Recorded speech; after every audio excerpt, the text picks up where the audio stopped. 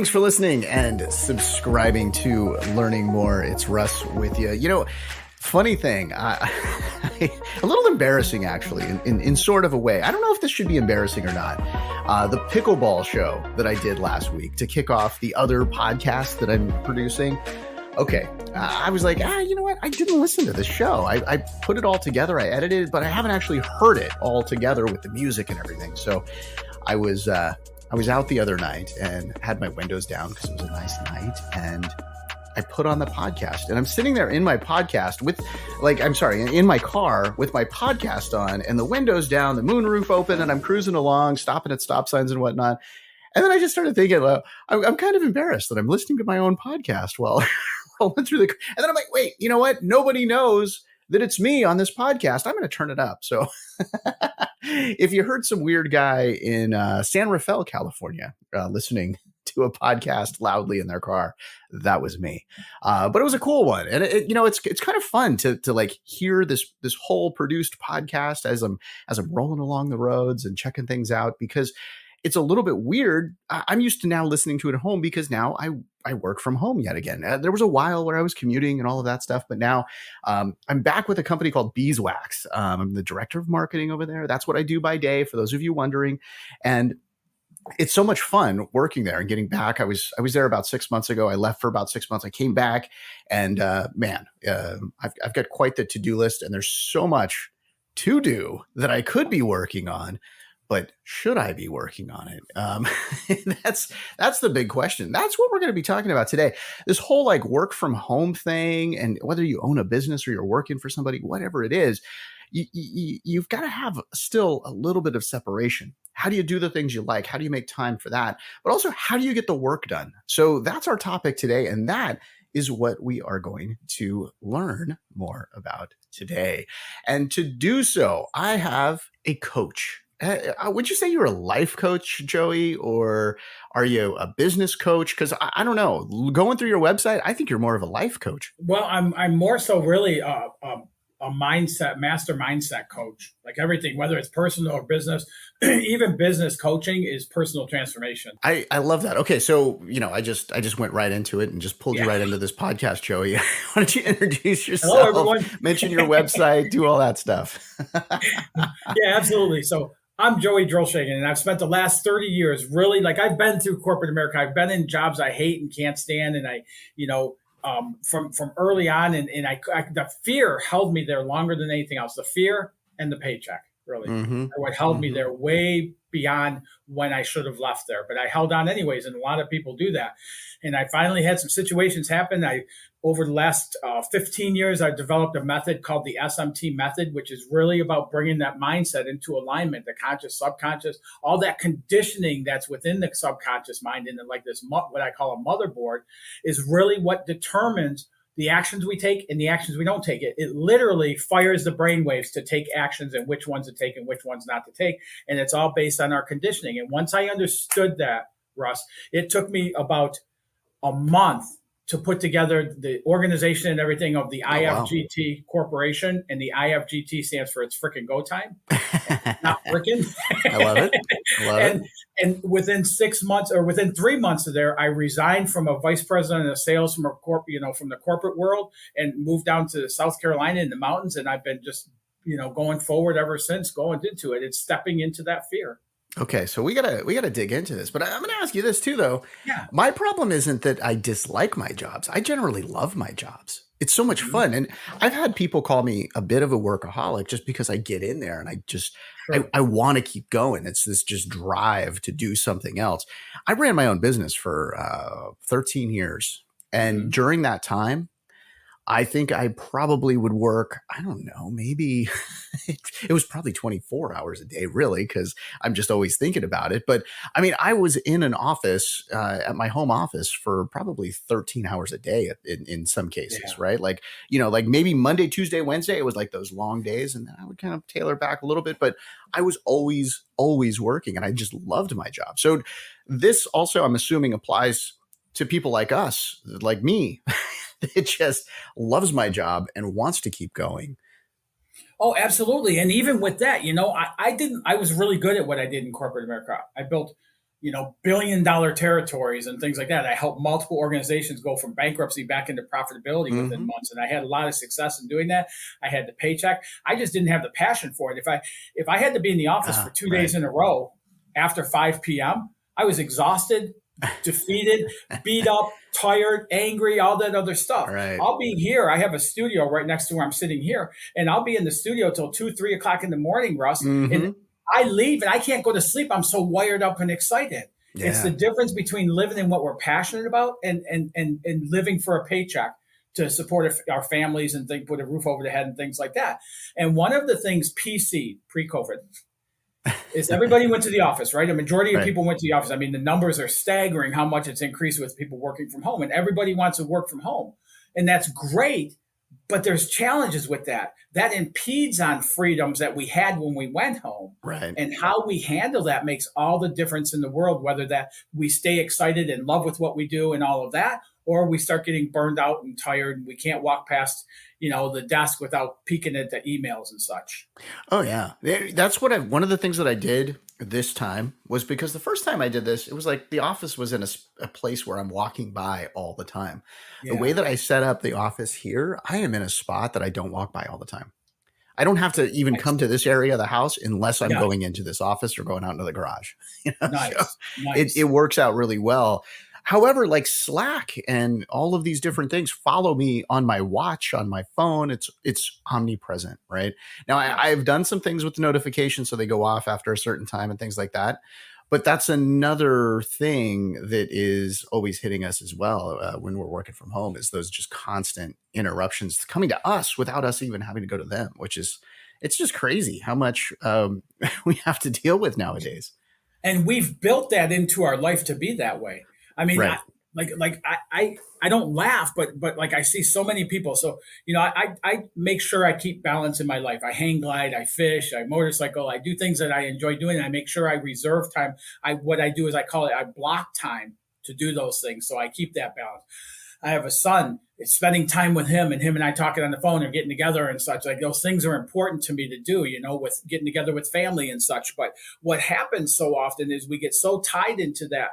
And it's conditioning. We get so tied into our comfort zone and living through our comfort zone that we're sitting on the couch, we're watching a good movie, and all of a sudden we pick up our phone and we're reading Hmm. emails for work, or we're text messaging, or Totally. reading, Yeah. catching up on the news, or whatever the happenings are that's going on and stuff. It's not like this in other countries, like it is not Right. near as Yeah. prevalent as the United States, where we are conditioned to work harder. And here's what's happening right now in our world is the people that are working harder, the people that are taking the massive efforts and putting in exhaustive hours and doing all that stuff for us, they're actually getting less and less and less results. And so I'm able to come in and help people very quickly to start bringing about change because all I'm doing with not all I'm doing, but I'm having them slow down. Mm. And when we have things like our imagination, our intuition, those are part of our mental faculties that we're born with, but we shut those down to live through our strategic mind, to live through what we think is best and strategizing and figuring it out and having to make it happen. That's all conditioning stuff that's really causing less and less results and taking more and more effort to get that way. All of this stuff is a choice, like me picking up the phone while watching Netflix or me Yes. looking at my watch or to make that choice to really do the thing that's probably not that healthy for me. So I'm leading down that path of like making these sort of, bad choices by looking at work email Sure. when it's family time or whatever it is. When you talked about that it's a choice. I have a choice whether I pick up my phone or not. Right. A majority of people will pick up that phone because they feel guilty if they have the thought to and not. They'll Mm. start feeling guilty. They'll start feeling like they're not doing enough. They'll start feeling like they're not giving it their all. They'll start feeling all those feelings. That's all in that subconscious conditioning that sends those triggers that says you're being lazy or you're being, you're not a good employee or you're not doing enough or you're not this or you're not. That's all in that conditioning. So although we do have a choice, that conditioning will override and make it look like we don't even have a choice but to live this way, which is why a lot of people live in the muck of life. They live below where they want to be in life. They don't experience their desires at the level they want, all because of that subconscious conditioning that's driving those brain waves and clicking on what actions to take and not take. So think if you're that person and you're sitting there and you have a thought of, oh, I'm snuggled up with my honey and I'm watching this great movie. Oh man, I wonder if I got that email from Bill. That subconscious conditioning will trigger that brain waves to grab your phone and look. Some people do it unconsciously. They don't even realize that they're doing it. Like, where does that training come from? Is that just our own voices from year after year, or is that like what is that? It starts at the day we're born. Our conditioning is not our fault because we didn't get to choose the conditioning we had, right? It started at our birth. It went through our parenting. It went through our siblings. It went to school with us. Every place that we've ever been, even to this conversation you and I are having, is programming at a subconscious level as we go forward. Our experiences we've had. And that's why a lot of people are stuck in a bad time they had, and they just keep playing that over. Their subconscious plays it over and over and over and over and over again. And their whole thing of life is the fear of not going back there again. Right. So they never really achieve what they truly want.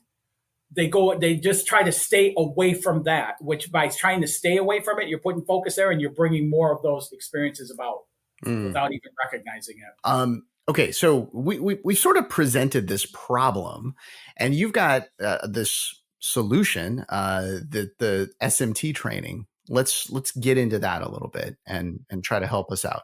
So the SMT method, it's really, so when you look at our total mind, we have a conscious mind, right? The words we use, the thoughts we entertain, people we hang out with, books we read, all that's in the conscious mind.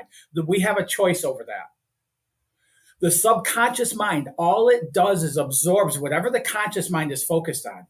So somebody who's focused on not having enough money, somebody who's focused on not having a great relationship, somebody who's focused on can't stand their job, they're feeding that to the subconscious. In the subconscious, there's this motherboard of all of our programming, our patterns, our paradigms, which are really our habits, our conditioning, that lives within there, and it just plays those tapes over and over and over. And that's that little voice we hear in our head when we think about, oh, I wonder if Bill sent me that email, and that voice is going, check now, check, check and see, and it just keeps going. And that's what that is. It's coming from the subconscious. We don't have a choice over that voice in our subconscious. The only potential we have is to shift that conditioning at a subconscious level, and then we can start experiencing life differently. We can hear those voices, and we have the power to say no. And eventually, where we get to with that, Russ, is we have the power where we don't even hear that voice anymore. Nice. Okay, so this is all based on research. I don't want to turn this into an infomercial here, but I do want to know how this has worked for some of your clients. I met a gentleman about 1.5 years ago. His name was Brian. And when I first met Brian, Russ, I thought I was going to need a dictionary to talk to this guy. Like, just by his vocabulary, I was like, oh. But after about 20 minutes of talking to him, I realized this guy's entire life was mediocre. He had his own business. He was barely scraping by. He was married for like 16 years. And it wasn't that they just coexisted, but she ran the roost. You know what I mean? Like, whatever she said went. He had 2 kids that were kind of like, his relationship with them was, Dad, give me $5. Dad, give me $10, and it was that kind of relationship. He was even in a band, and to listen to him talk about it, it was like nothing. I mean, so in talking to him, so we decided to start working together. In the 3rd week we worked together, this came out, and he had no idea and no remembrance of it until we were going through the SMT method, Russ, is through the process, he realized, it came out that when he was 8 years old, so he was in the 3rd grade, he went to a brand new school. He had to do assessment testing to test. So the first day of class, everybody goes to their class. Now, this is the first day at this school in the 3rd grade. He goes to the principal's office, and his principal takes his test results and says, oh, Brian, look at this. You're in the 8th grade reading. You're in college mathematics. Like, all his curriculums were real high. He said, man, I'm really proud to have you here. Take this and go to your classroom. So now this 8-year-old boy walks down to his classroom, opens the door, interrupts the class, right? Because everybody's sitting down, and walks in and hands the teacher this piece of paper. And the teacher looks at it and goes, oh, look at this. Brian's in the 8th grade reading. He's in college mathematics, and starts berating this little 8-year-old child in front of the classroom. Wow. And ends it with, I guess Brian should be teaching this class, and gives it to him and sends him to his seat. Wow. That little boy spent that whole year being ridiculed, picked on, bullied, and teased by these new classmates that he had no idea who any of them were that first day. Within that Jeez. 8 year old's little brain, he decided the way to protect himself is to shut that down and don't ever let anybody see how his academic potential within him. Russ, when I met him, he was 54 years old. And he had gone from, man, it gives me goosebumps. He had gone from 8 years old to 54 years old, keep maintaining that promise to himself. Wow. So once we identified that, we were able to shift that. And over the next 3 weeks, Brian called me at least twice a week with these breakthroughs he was having. One time he called me, he goes, Joey, you're not going to believe this. And I go, what's going on, Brian? I love to get your calls. And he goes, I was talking, my wife and I were talking, and she said something, and I disagreed with her. But instead of doing what I normally do, where I go, yeah. He said, no, I don't agree with that. And he told her why. And he said, I was really nervous. And she looked at me and she said, that was so hot. Over the next few months, Brian built a relationship with each of his children. He ended up with, by the end of that year, he doubled his business, and they ended up asking to be on boards and things like that to help other businesses doing what he did to grow their business quicker like he had done. Nice. So when I talk about when we identify what that is in their subconscious conditioning and then shift that, we open up such amazing doors. And he's one of almost 1,000 clients that I've had over the last decade. Did he know that was the cause, or did you have to do some digging in order to get to that as cause? we go through the entire SMT method, and I'll tell you, like I said it was 18 years, but it's actually been almost 3 decades. And I was my guinea pig through that process. And it took years of study, tens of thousands of dollars in coaching and programs and all kinds of stuff, multiple certifications in what I do and everything else to get to the point of understanding that subconscious. But once I understood that, then the pieces of it all came together. And whether I'm working with an individual, or an organization or a corporation, I start with developing a dynamic vision for their life and for the organization, for whatever it may be. And once we have that, think about how we try and change right now. It's based on this is broke and I'm going to fix it, right? Mm-hmm. And it's not fun and it's not easy and it's hard and it causes us to put in more effort. So if you have a dynamic, what I call a dynamic vision, I have road mapping tools I take my clients through. If you have a dynamic vision that you've developed for your life, now every shift you make opens up more of that vision to your life. So as we develop that vision, we start stepping into that vision. And I come right out of the gate with that, Russ. And as we start stepping into it throughout the remaining processes within the SMT, it causes us to bump, because we're trying to open up that vision, it causes us to bump up against what's stopping us from getting there. Mm. That's what that conditioning is. And each time it does it, I have perception shifting tools and other methods to help people to quickly shift that, put more empowering thoughts in part of it, and start opening up more of that vision in their life. And I'm telling you, for as long as, I've been a student of these work since I was 22 years old, and I'm a little bit older than that now. and I am amazed at how quickly my clients experience transformation and change in their life. What took me years to do, people are doing in weeks and days. I'm getting a little like law of attraction vibe from this. I mean, everything is law of attraction, but it's not like The Secret. Okay.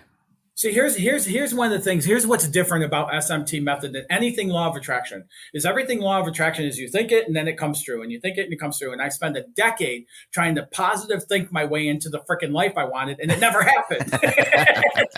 The difference is what's missing in all of that stuff, Russ. I bought The Secret. I bought the VHS because I'm that old.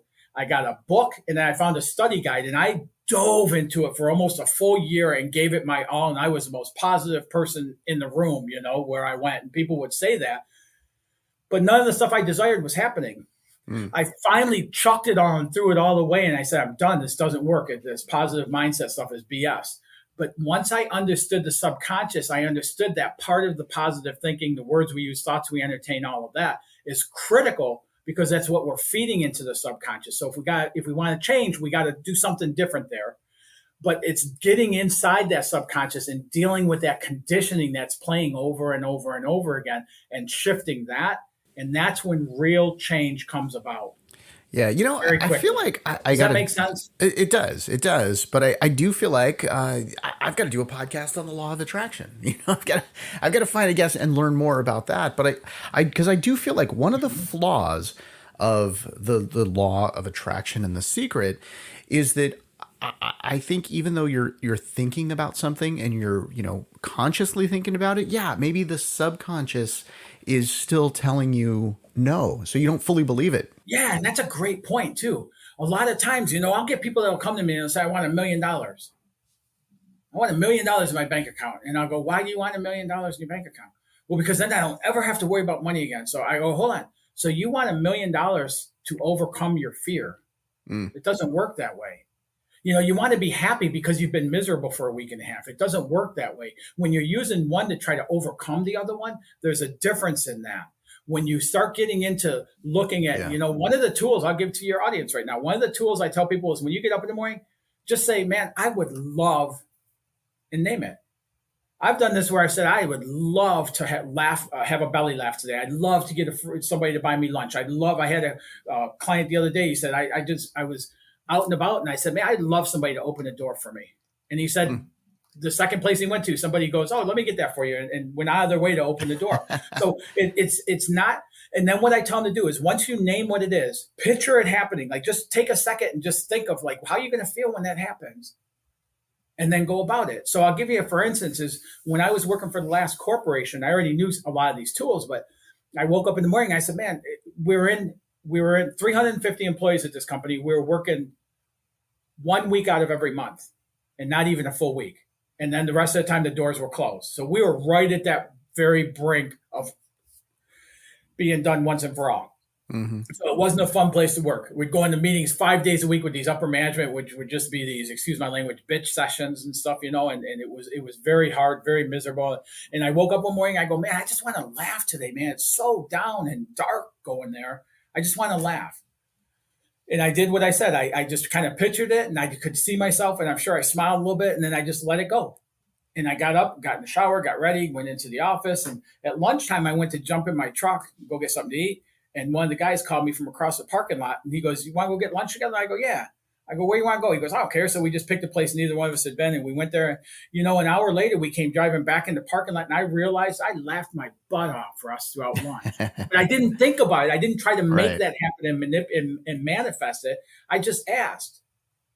And so as we start working with these tools, and as we start doing little things like that, people will do it with finding $1 on the street, finding a good parking spot, right up front at the local store, types of things like that. And once it starts working, we carry that same philosophy into the vision and opening up parts of the vision. So I do 90-day goal sessions, but they're not goal sessions like what we did in corporate work. The corporate world is about where you're setting what are you going to do over the next 90 days and how you're going to break that down to every action and how you're going to get enough hours to get it all done and all of that. It's based on who do you want to be in 90 days? Where do you want to be in your vision in 90 days from now? It's not about the actions. And we spend so much time spinning our wheels, using up the days, the precious days we have in this lifetime that we never get to repeat, trying to do enough to get to where we want to get to. But it'll never get us there. Somebody listening right now, they've been listening to you for 25 minutes. They're identifying with you. They're like, "Okay, I need to reach out to Joey because maybe he can help me." How do they do that? If you're stuck in life and you're not feeling like you're getting the satisfaction or fulfillment you want, there's other things you can do for that. And one of the things you can do is reach out to me directly at coachwithjoey.com and schedule a 10-minute conversation. We'll jump on the phone, talk about some stuff, get you some tools, find out where you are, and get you some tools to start moving that forward. You've also got some books out there. I do. I have a couple of life's lessons, which is about my personal walk and how these tools came to play into it to bring about change in my life. And then I have Align, Manifest, and Transform, which is all about applying these tools and getting some quick changes in your life because of it. Awesome. Actually, I had those books queued up. I knew I was going to ask you about the books, and then it didn't pop up because I was checking my Slack. That's that inner voice right there, Russ. It's the inner voice. Joey, thank you so much for joining me today. Really enjoyed this, Russ. This is awesome. And thank you for listening and subscribing to Learning More. We encourage you and thank you for rating this podcast and sharing it with your friends. As with any podcast that gives medical or legal opinion, the information is not meant to substitute professional advice, and we encourage you to consult a professional to discuss your exact needs. I've got plenty of other shows in the works here, coming out with new podcasts every week. We are going to take Thanksgiving week off, though, so, plan for that. I guess you'll have to spend some family time. Sorry about that.